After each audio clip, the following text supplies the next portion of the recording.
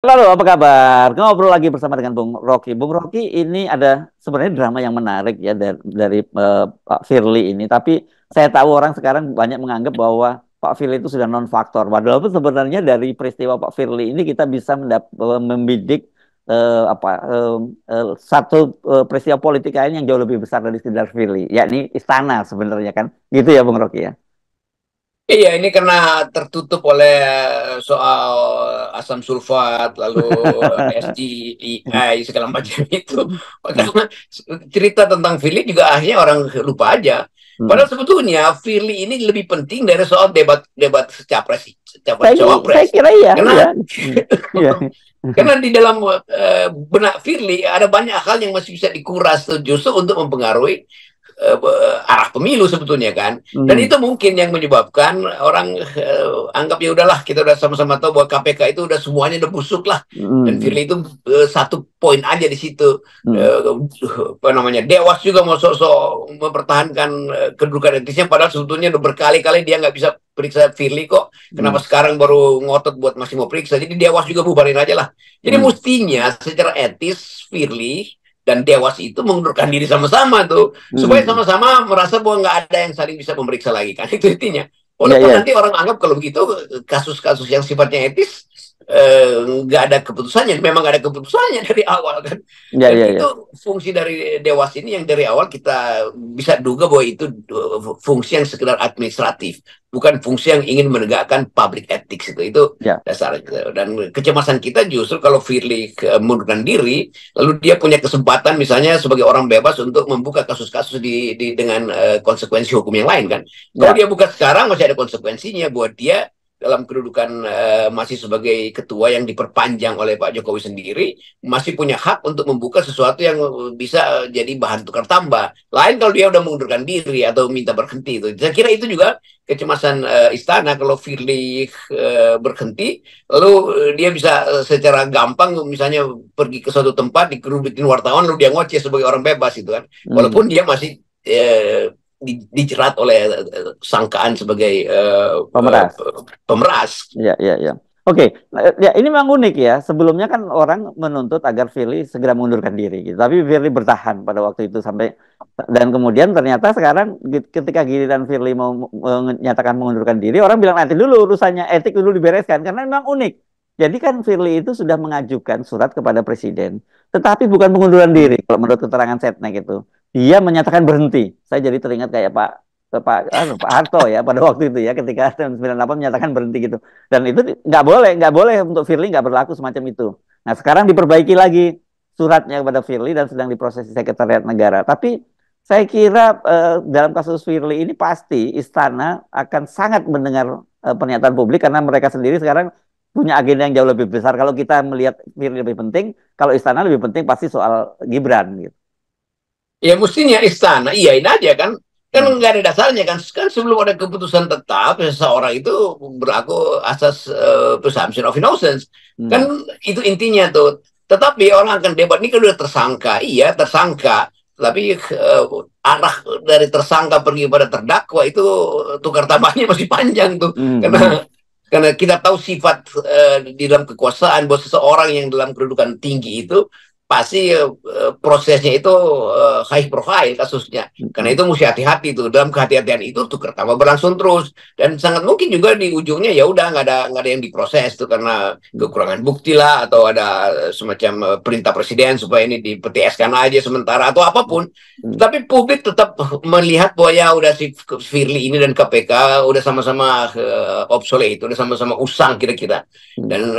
Dan mata kamera itu nggak lagi Firly. Betul. Lain kalau nggak ada Gibran, memang lebih sensitif isu tentang Gibran daripada isu tentang Firly akhirnya. Walaupun secara substansi isu KPK itu lebih lebih penting karena ini isu yang laten di dalamnya.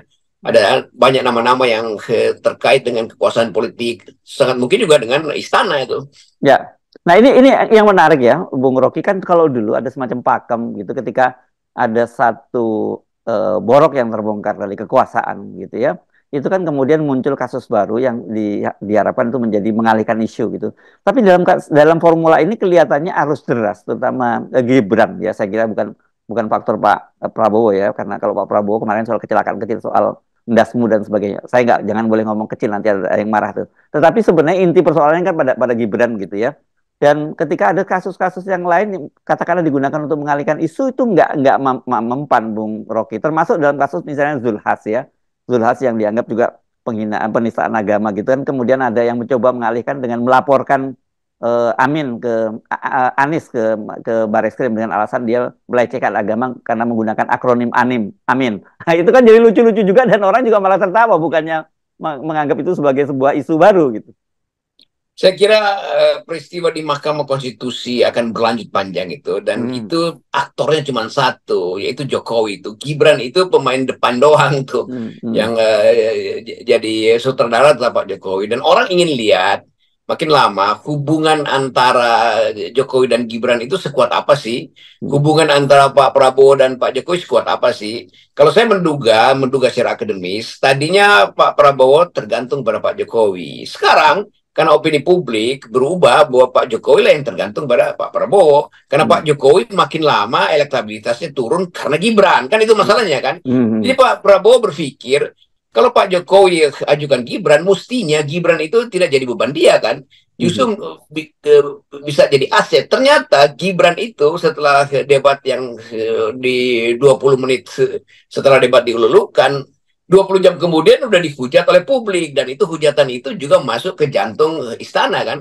Kan hmm, itu dasarnya tuh kan, bagaimanapun nanti Pak Jokowi tadinya udah gembira-gembira, tiba-tiba lihat kok pers setiap hari menghajar Gibran, itu juga hmm, mempengaruhi psikologi Pak Pak Prabowo. Jadi saya lihat kerumitan ini akan berlangsung panjang tuh, dan setiap kali ada Gibran orang akan ingat tentang istilah-istilah yang konyol-konyol itu tuh, dan itu mau tidak mau akan menambah kecenderungan orang untuk ya kalau begitu ngapain milih, dan ternyata satu waktu mungkin, atau mungkin kalau minggu depan Kompas lakukan polling lagi, itu pasti undecided voters itu bertambah lagi kan.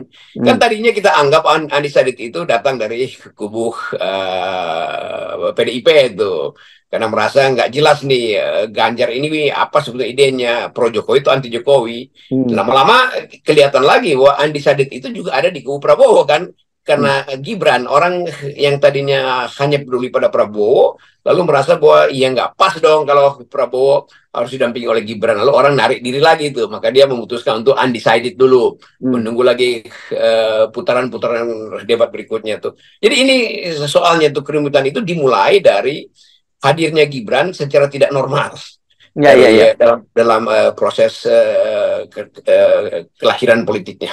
Ya, kalau undecided mungkin malah masih dalam tanda petik relatif aman ya, karena mereka ini kan sejak awal memang masa yang wait and see dulu, yang belum memutuskan Ya. dukungan kepada siapa. Tetapi ternyata kemudian kalau seperti kita baca dari jajak pendapatnya yang dilakukan oleh Kompas dari kemarin pada debat capres, itu ternyata terjadi peralihan dukungan, Bung Rocky. Waktu itu 9,6%, tapi setelah debat cawapres itu semakin besar lagi angkanya, itu 11, sekian persen. Jadi artinya memang ini sangat berpengaruh, Bung Rocky. Belum, jangan ngomongin yang undecided dulu deh, ngomongin yang sudah menetapkan pilihan, tapi itu bukan strong voter gitu ya, weak voter gitu. Itu mengalihkan Oke. dukungan itu. Ya, ya, akhirnya mesti dibikin kategori lagi itu bahwa yang Hmm, undecided hmm, sebetulnya datang dari mereka yang weak voters tadi itu, hmm, yang masih ragu-ragu, lalu dia akhirnya nyemplung aja ke kolam undecided kan. Dan hmm. itu bahayanya kalau debat itu dilanjutkan dengan model tadi, model seperti itu tuh, dan kelihatannya Pak Prabowo akan dapat beban lagi untuk meneliti kenapa suara dari 02 itu berkurang setelah debat kan. Hmm. Walaupun publik tahu bahwa nggak mungkin drop habis-habisan, karena Ya. faktor kekuasaan ada di belakang 02, dan semua aktivitas aparat negara juga Hmm, hmm. sengaja atau tidak sengaja, disuruh apa tidak disuruh atau tidak, itu mulai terlihat di daerah bahwa aparat itu memang diarahkan untuk memenangkan 02 kan, itu Ya, ya. bukti-bukti yang dikumpulkan oleh LSM. Iya, iya, iya. Jadi memang ini mesti apa ya? Ini menurut saya itu momen-momen krusial ini ya. Sekarang ini apalagi Pilpres semakin mendekat begitu ya. Dan biasanya kalau memang tren elektabilitas itu kalau turun, itu akan cenderung turun terus. Kalau naik akan cenderung naik gitu. Dan Saya kira mungkin kalau kita belajar dari berbagai pilpres sebelumnya, tidak banyak blunder-blunder terjadi sebanyak pada pilpres kali ini. Ya, itu poinnya tuh. Blundernya terlalu banyak tuh. Mhm. Blunder blunder di atas panggung dan blunder di dalam koalisi, terutama di Betul. koalisi 02 kan tuh Ya, ya, ya. macam-macam tuh kecelakaan di situ tuh, dan itu fokus fokus dari publik makin lama makin ingin melihat blundernya makin banyak. Kan Mhm, mhm, lucunya begitu kan. Jadi mhm, orang ingin lihat kecelakaan nih, KO nih, ngaco nih. Kan itu mhm, intinya kan. mhm, Jadi mhm. kalau dia jalan biasa-biasa aja justru nggak menarik tuh. Apa yang membuat pemilu hari ini menarik justru karena blundernya banyak. Ya, ya, ya, ya.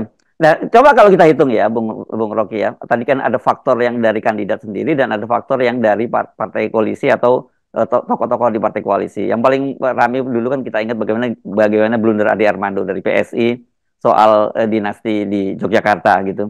Kemudian soal blimbing apa asam sulfat oleh oleh Gibran gitu. Dan yang ketiga Pak Prabowo sendiri soal politik dasmu itu. Dan yang terakhir kan Pak Zulkifli Hasan yang berkaitan dengan soal dianggap menistakan agama. Kita nggak tahu seperti apa karena biasanya kalau dalam kondisi panik orang akan semakin membuat blunder gitu.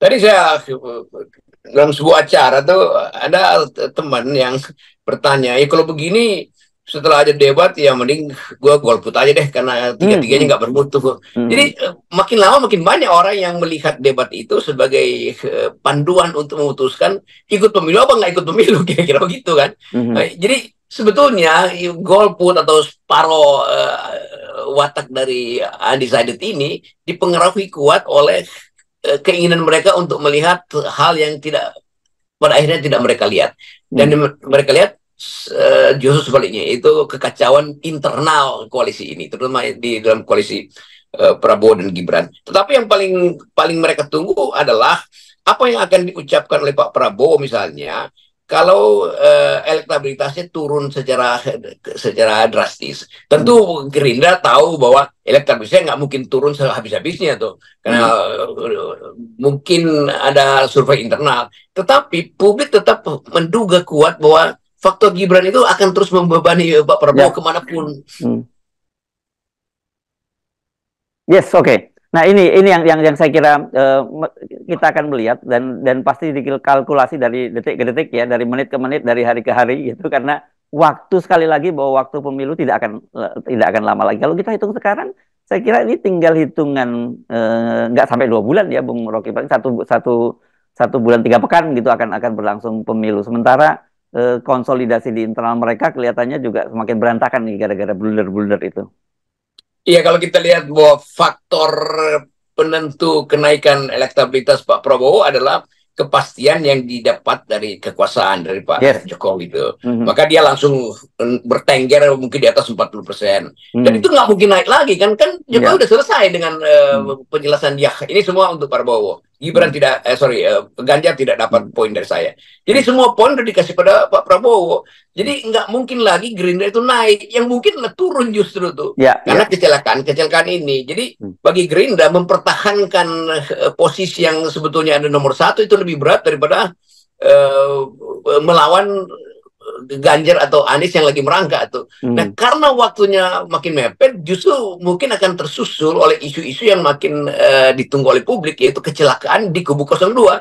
Orang Hmm. nggak berharap ada kecelakaan dari Anies atau dari Ganjar, justru Hmm. orang menunggu kecelakaan di kubu 02. Di psikologinya udah begitu tuh. Kita Hmm. mesti jujur katakan bahwa orang tetap mengintai Gibran itu bikin kesalahan lagi, kira-kira Ya, begitu. ya, ya, ya, ya. Jujurnya begitu tuh. Ya, ya. Oke. Baik, Bang Roy, kalau kita tidak pernah mengintai, kita justru tinggal mengamati saja. Tapi sebenarnya kita sudah memprediksi hal-hal semacam ini akan terjadi, gitu ya. Iya betul, FNN itu bukan forum pengintai tapi forum pembantai. Kita kita membantai bukan mengintai. Oke. Yang dari awal kita pantai yang 0% mestinya. Baik, baik, terima kasih, Bung Rocky. Oke. Ya, sampai besok.